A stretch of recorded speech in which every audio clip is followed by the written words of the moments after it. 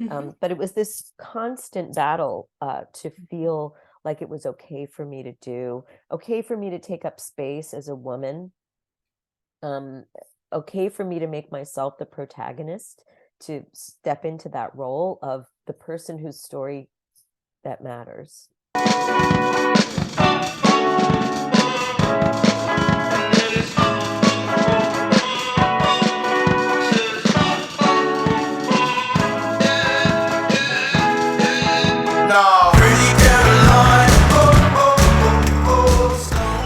Welcome.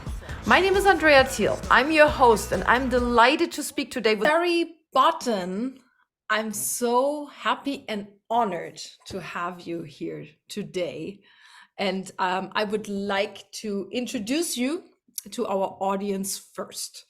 Okay, so here comes. Sari Botton is the author of the memoir in essays, and you may find yourself Confessions of a Late Blooming Gen X Weirdo. And I read that book and I really recommend you should totally check that book out. She's a contributing editor and columnist at Catapult and the former essays editor of Long Reads. She edited the best-selling anthologies Goodbye to All That, Writers on Loving and Leaving New York, and Never Can Say Goodbye, Writers on Their Unshakable Love for New York. She teaches creative nonfiction at Catapult, Bay Path University, and Kingston Writers Studio. She publishes Ulster Magazine, Memoir Monday, and Adventures in Journalism. Welcome, Sari. Wonderful. Thank you. Thank you so much for having me. I'm so happy to be here. Yeah. What made you a writer? How did you find out that you wanted to write? I knew from a very young age that I wanted to express my interiority, my experience that I couldn't talk about publicly. I felt different from everyone around me all the time, and I was kind of always processing so much about my experience with other people. And I knew that I wanted to express this. And so I started writing at a very, very young age, not because there were writers I admired, but because I felt like I needed to make sense of my own experience. And you know what? I mean, your latest book, and you may find yourself Confessions of a Late Blooming Gen X Weirdo. I read an interview with you, and then you said particularly about certain parts of the book that you had to constantly sell yourself, writing this book, writing about that experience, kind of making as if you're making sense of your own experience. Can you maybe tell us a little bit about that part of being a writer, and what does it take to put yourself out there in that vulnerable way? As much as I've always felt compelled to tell everyone what's going on in my head, I've also felt like I don't have permission to do that. So there's been this tension between this urge to tell people and this sense that I'm not supposed to. And so I've often had to convince myself, persuade myself to move forward with this. In writing my memoir in essays, every day I had to resell myself on the concept of putting my personal experience out there, not just my experience, but the meaning I made of it. And that's the most important part with memoir, is that you're making meaning that goes beyond just your own individual experience. So I had to every day resell myself on the idea of it. And it's often in the middle of the night, I had to also give myself permission not to do it. And sometimes I could only move forward once I said to myself, you know what, you're not going to publish this. Just do it. Just write it. Or, you know what, you don't have to do this. You're off the hook. And then, of course, the next morning I'd wake up and say, what? I've wanted to do this forever. Of course I'm going to do this. But it was this constant battle to feel like it was okay for me to do, okay for me to take up space as a woman, okay for me to make myself the protagonist, to step into that role of the person whose story that matters. Yeah, which that takes something, right? like Yeah. especially I think so we as women have that we sometimes think maybe it doesn't matter as much, that our story doesn't matter as much, right? Especially when you feel different, as I always did. You know, like, am I going to tell people that I don't feel the same way as they do about some really fundamental things, Mhm. you know? So what is like one fundamental thing that you also wrote about is like having children. That is the number one thing as a woman. Like, my whole life, everybody told me that when I was ready, I would know, instead of if you want it, when you're ready, you'll know. You know, Mhm. everybody just assumed that I would want to have kids, which made me assume there was something wrong with me for not wanting that. Mm. But then you also write in your book a little bit that you had like, you know, that how twisted that experience is, especially Well, it's as the time when it kind of slips away, the opportunity, right? And then you like, you get into this head funk that I I found. think it's very hard to know because of societal pressure, and also because it's not a simple question. Yeah. You know, there are so many factors to consider when you decide whether or not to have children. There are countless factors. And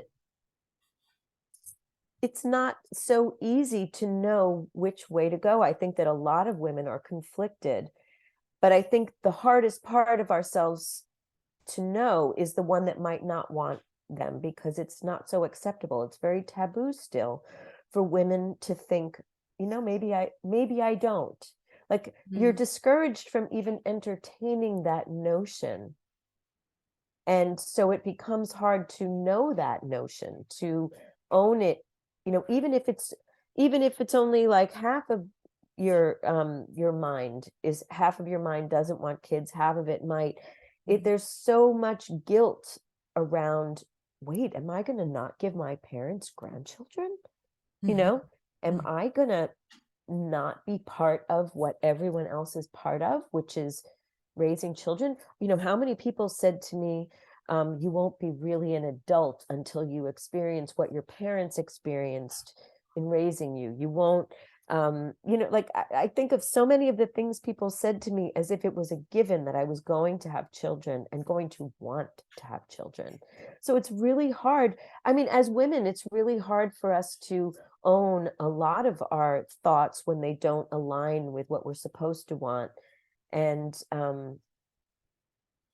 you know, I belong to a small group of women.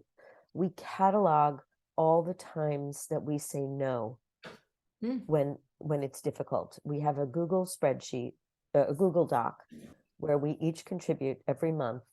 Oh, When wow. did you say no? When Mhm. it was hard to do? And we support each other, we cheer each other on. Um, and I think that we're not so unusual. I think it's hard as a woman to know your own mind, especially when your own mind veers from what we were told we were supposed to want and how we're supposed to be.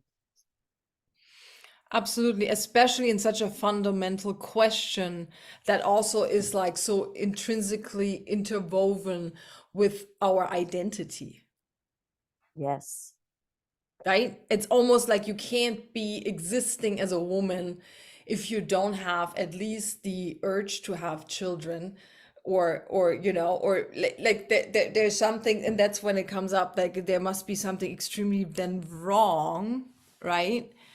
Because it's so conditioned. And I think it's like I always think it's a conditioning that this is supposed to be for all women like this, because why should all women feel the exact same way, right? Yeah, you know, there's a story I want to tell. Uh, I'll just say NX. Mm-hmm. Um, ran into me at a funeral I was in my mid 30s, Mm-hmm.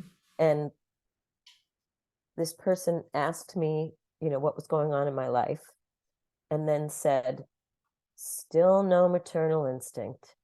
Like, wow, look at that. you still don't have a maternal instinct.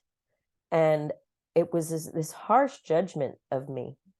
And you know what? No, well, I don't know, maybe I do have a something of a maternal instinct, but it's not something I chose to turn toward the, toward procreation and raising a child.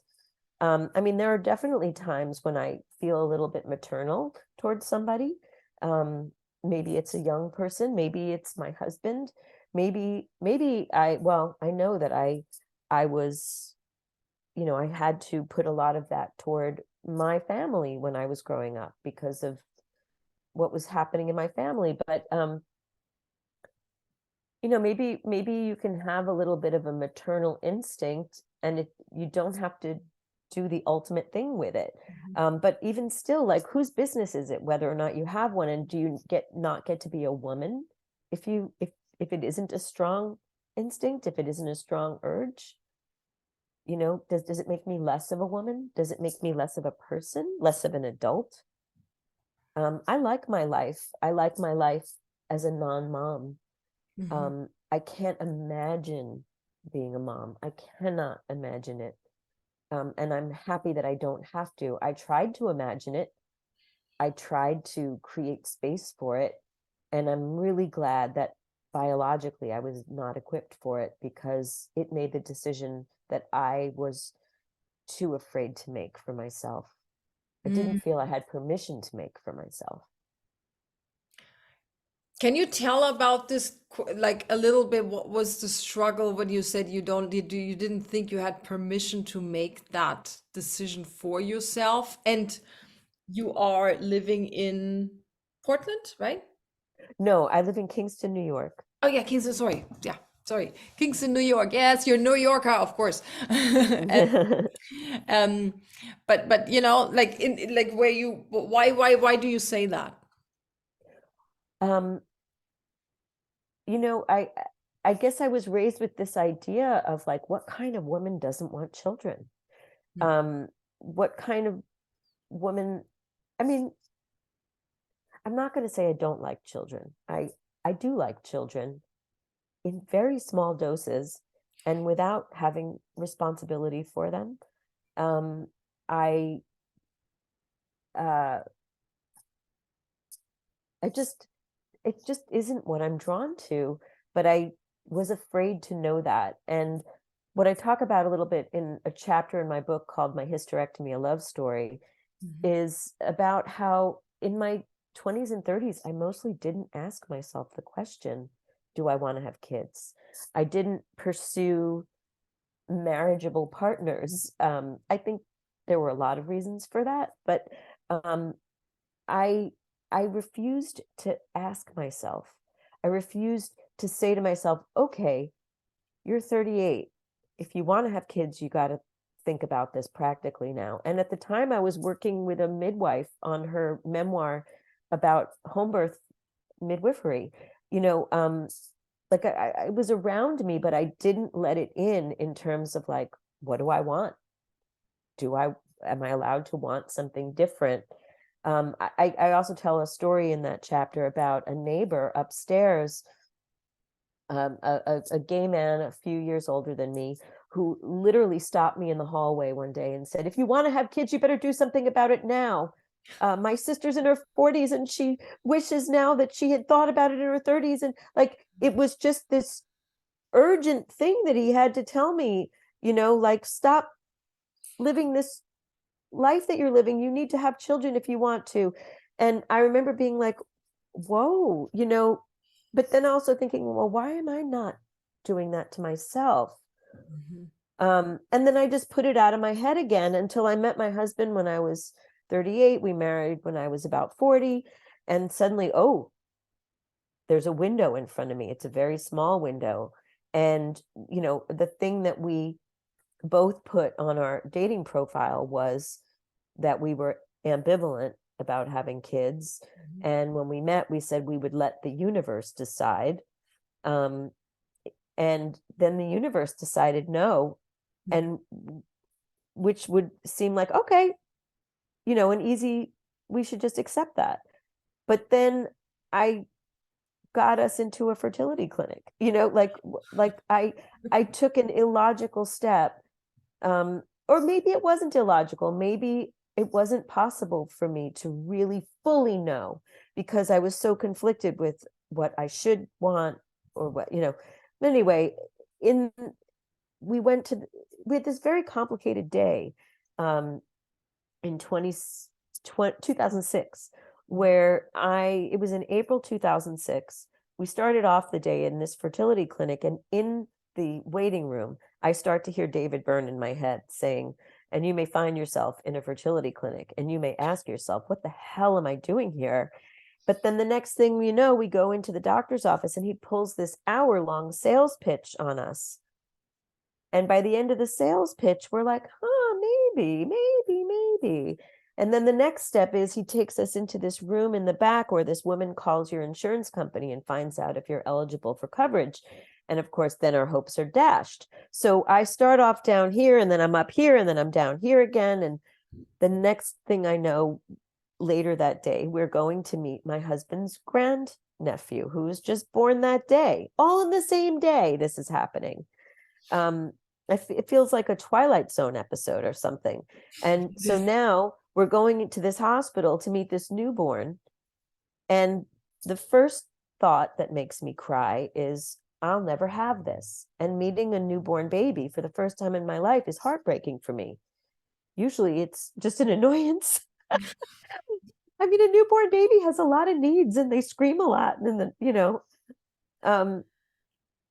and then the next thing is my husband's nephew hands me his grandnephew, this tiny little baby.